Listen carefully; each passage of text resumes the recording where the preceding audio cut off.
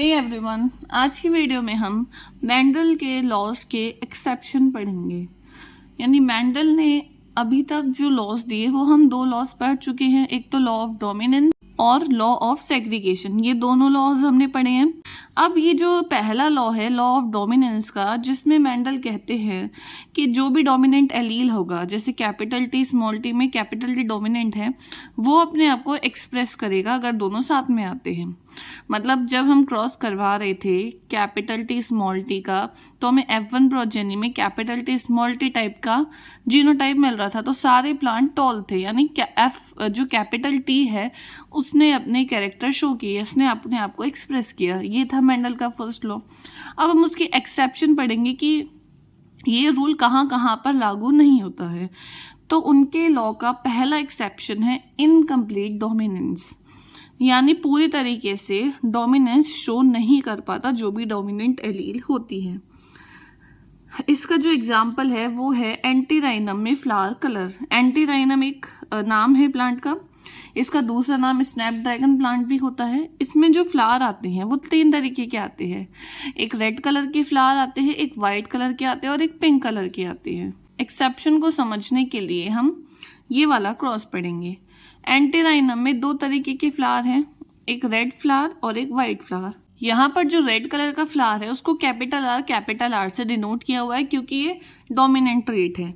ऐसे ही जो white colour का फ्लावर है वो इसका रिसेसिव ट्रेट है, तो इसको स्मॉल आर से शो किया हुआ है। अब इसके गैमेट्स बनेंगे तो कैपिटल आर टाइप के बनेंगे और इसके गैमेट्स बनेंगे तो स्मॉल आर टाइप के बनेंगे। जब इन दोनों के बीच में क्रॉसिंग होगी और उससे F1 प्रोजेनी बनेगी तो कैपिटल आर और स्मॉल आर टाइप का जीनोटाइप हमें मिलेगा। इसको हम F1 प्रोजेनी कह रहे थे।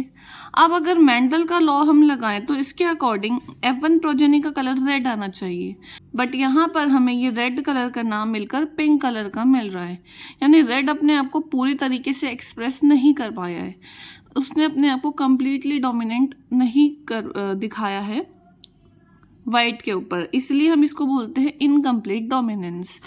अब अगर हम इसकी सेल्फिंग करवाएं, यानी कैपिटल आर स्मॉल आर का कैपिटल आर स्मॉल आर के साथ ही अगर हम क्रॉसिंग करवाएं तो हमें ये गैमेट्स मिलेंगे। यहाँ पर एक गैमेट लिख लिए कैपिटल आर स्मॉल आर, ऐसे यहाँ पर दूसरे के लिख लिए, जैसे ये हम मेल के माने हैं इसको हम फीमेल का मान सकते हैं। दोनों के गैमेट्स लिख लिए। अब पुनेट स्क्वायर से इनका क्रॉस करवाया, ये कैपिटल आर मिलके यहाँ बन गया, कैपिटल आर और ये स्मॉल आर मिलके ये बन गया, कैपिटल आर स्मॉल आर यहाँ बन गया, स्मॉल आर और स्मॉल आर ये बन गया।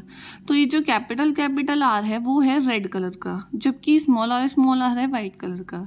लेकिन कैपिटल आर और स्मॉल आर ये दोनों है तो ये पिंक कलर के फ्लावर है। यानी इसमें अगर हम फिनोटिपिक और जीनोटिपिक रेशो निकालें तो हमें ये मिलेगा। फिनोटिपिक रेशो में हम रेड, पिंक और वाइट ये तीन कैरेक्टर रखेंगे। रेड हमें मिल रहा है 1, पिंक मिल रहे हैं 2 और वाइट मिल रहा है 1, तो यानी इसका रेशो आ गया 1:2:1। ऐसे ही अगर हम इसका जीनोटिपिक रेशो निकालें तो कैपिटल आर स्मॉल आर और स्मॉल आर, तो ये भी हमें 1:2:1 मिल रहा है। यानी कि इनकम्प्लीट डोमिनेंस में हमें फिनोटाइप और जीनोटाइप दोनों का ही सेम रेशो देखने को मिलता है 1:2:1। तो इस रेशो से हम पहचान सकते हैं कि ये मोनोहाइब्रिड का इनकम्प्लीट डोमिनेंस का रेशो है। इसके अलावा एक और एग्जाम्पल है इसका, फ्लावर कलर इन मिराबिलिस जलापा। मिराबिलिस जलापा इसको 4 o'clock प्लांट भी बोलते हैं। इस प्लांट में जो फ्लावर कलर होता है वो भी इनकम्प्लीट डोमिनेंस शो करता है। तो ये था मेंडल के लॉ का फर्स्ट एक्सेप्शन, इनकम्प्लीट डोमिनेंस। अब इसका एक और एक्सेप्शन है जिसको हम बोलते हैं कोडोमिनेंस। कोडोमिनेंस का मतलब है कि जब दोनों एलील मिलकर अपना इफेक्ट शो करते हैं, यानी ऐसा नहीं है कि कोई एक ही अपना इफेक्ट शो कर रहा है या फिर एक अपना ढंग से शो नहीं कर पा रहा, बल्कि इसमें दोनों ही डोमिनेंट अपना साथ में इफेक्ट शो करते हैं। इसको हम एग्जांपल से समझते हैं। ह्यूमन का ABA ब्लड ग्रुप।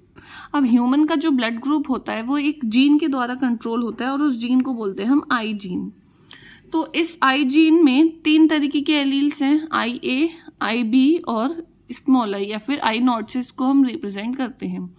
ये IA और IB जो है ये तो है दोनों डोमिनेंट एलील, जबकि स्मॉल आई ये है रिसेसिव एलील।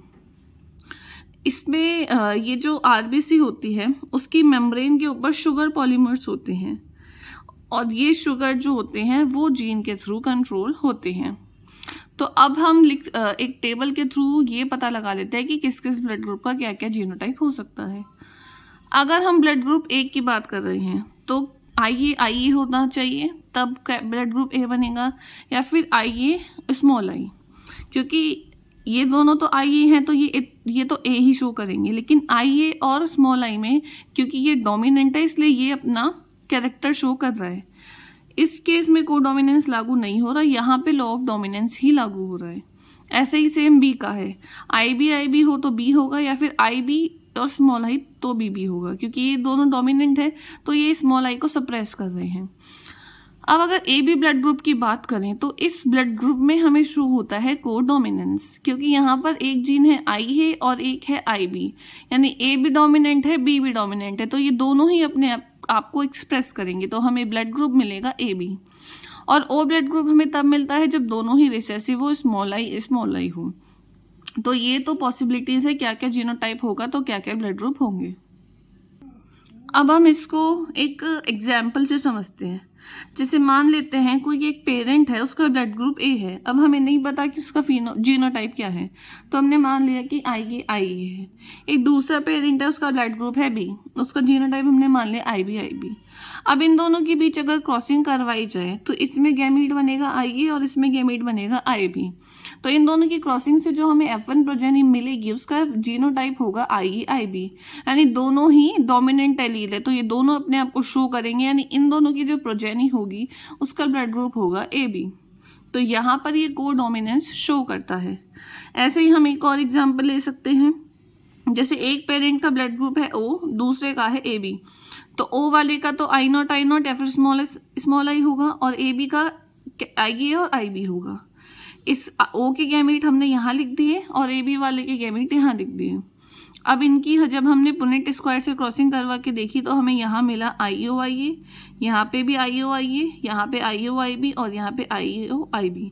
तो इन दोनों में से डोमिनेंट है आई ए, तो यहाँ पे तो लॉ ऑफ डोमिनेंस लग रहा है, ये मिलेगा हमें ए ब्लड ग्रुप। यहाँ पर भी ए ब्लड ग्रुप, यहाँ पर आई ओ आई बी में बी ब्लड ग्रुप क्योंकि बी डोमिनेंट है, और यहाँ पर भी बी डोमिनेंट। यानी अगर पेरेंट में से एक का ओ हो और एक का ए बी हो तो पॉसिबिलिटी है कि हमें ए और बी दोनों टाइप के ब्लड ग्रुप मिल सकते हैं। तो कई बार ऐसे क्वेश्चंस भी आते हैं कि अगर फीमेल का ये है मेल का ये है तो उनकी प्रोजेनी के ब्लड ग्रुप क्या क्या हो सकते हैं। तो ऐसे क्वेश्चन भी हम इसी से सॉल्व करते हैं कि मदर का दे दिया फादर का दे दिया तो हम जीनोटाइप लिख के प्रोजेनी का पता लगा सकते हैं। तो यहाँ पर ए बी हमें 2 तरीके के मिलेंगे और बी भी हमें 2 टाइप के मिलेंगे।